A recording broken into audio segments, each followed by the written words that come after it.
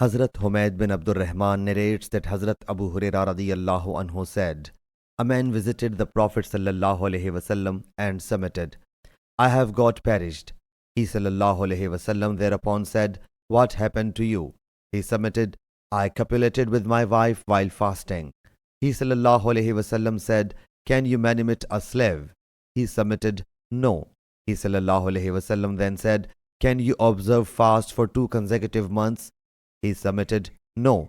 He sallallahu alaihi wasallam thereafter said, can you feed 60 destitute persons? He submitted, no. Then an Ansari brought him an arak.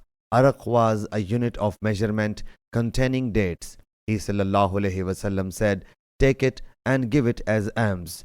He submitted, O Allah's Apostle sallallahu alaihi wasallam, to someone poorer than we are, by him who sent you with truth. In between these 2 valleys there is no family poorer than we. He sallallahu alaihi wasallam then said, go and give it to your family to eat. Sahih Bukhari, Hadith number 6710.